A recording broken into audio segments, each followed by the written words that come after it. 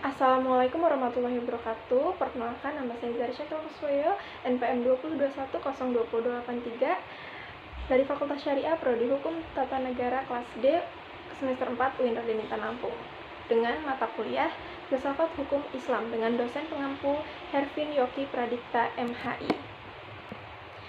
Di sini saya akan presentasikan sifat dan karakteristik hukum Islam.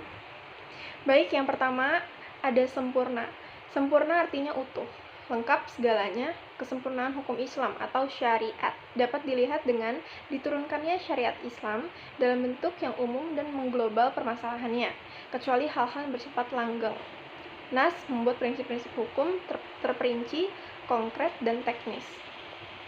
Misalnya masalah peribadatan, perkawinan, perceraian, dan warisan diterangkan secara terperinci. Yang kedua ada elastis. Jadi elastis adalah sifat karakteristik hukum Islam.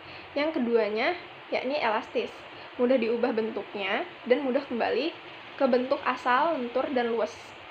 Keelastisan mencakup di segala bidang kehidupan manusia, baik jasmani maupun rohani, baik mengenai hubungan manusia dengan Tuhannya maupun hubungan interaksi sama manusia, juga tuntunan mengenai kehidupan manusia di dunia dan di akhirat.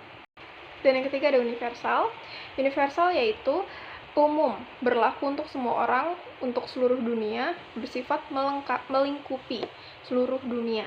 Ini berarti hukum Islam tidak dibatasi oleh lautan maupun batasan suatu negara. Dan yang keempat ada dinamis. Dinamis itu dalam KBBI dijelaskan makna dari kata dinamis, yaitu penuh semangat dan tenaga, sehingga cepat bergerak dan mudah menyesuaikan diri dalam keadaan sebagainya. Ada juga sendi-sendi dari kedinamisan hukum Islam. Yang pertama, menindaki kepicikan. Yang kedua, menyidikkan tugas. Yang ketiga, mensyariatkan atas hukum dengan unsur-unsur hukum. Yang keempat, memperhatikan kemaslahatan manusia. Yang kelima, mewujudkan keadilan dan merata. Ada juga sistematis. Syariat Islam bersifat sistematis, artinya ia mencerminkan sejumlah doktrinnya bertalian dan berhubungan di antara satu dengan lainnya secara logis. Beberapa lembaganya saling berhubungan satu dengan yang lainnya. Ada juga hukum Islam bersifat ta'abudi dan ta'akuli. Al-Shatibi menyatakan bahwa ta'abudi adalah suatu di mana tujuan hukum dalam melembagakan hukum untuk membebaskan mukallaf dari perintah-perintah bahwa nafsunya agar dia menjadi hamba dengan sukarela, sebagaimana dia juga hamba Tuhan secara alamiah.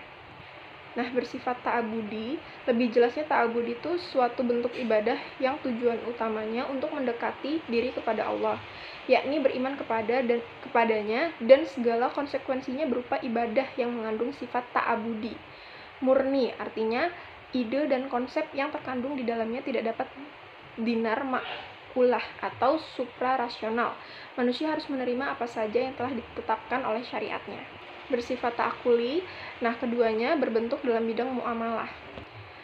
Ta'akuli ini bersifat duniawi yang maknanya dapat dipahami oleh nalar atau rasional. Maka manusia dapat melakukannya dengan bantuan nalar dan pemikiran manusia. Baik, itu saja yang dapat saya presentasikan. Kurang lebihnya mohon maaf. Saya akhiri. Wassalamualaikum warahmatullahi wabarakatuh. Terima kasih.